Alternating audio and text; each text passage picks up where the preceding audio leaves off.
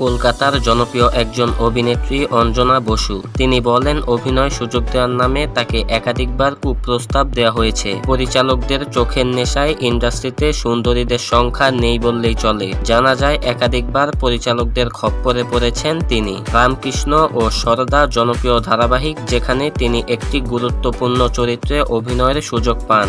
প্রযোজক তাকে বলেন, এক রাত কাটাতে হবে, যদি রাজি না হন তাহলে সুযোগ হাতছাড়া হবে। তারপর তিনি জানিয়ে দিলেন না, তিনি এমন কাজ করতে পারবেন না। এরপর তিনি ঠিক করেন নিজের কাজের মাধ্যমে এই অপমানের জবাব দিবেন। এরপর সেই একই প্রযোজক এক বিজ্ঞাপনের প্রস্তাব নিয়ে আসলেন তার কাছে। এরপর তিনি রাজি হলেন দ্বিগুণ পারিশ্রমিকে। তিনি বদলে দিলেন সকলের অনৈতিক ধারণা। বাঁকা পথে না গিয়েও ইন্ডাস্ট্রিতে টিকে থাকা যায়।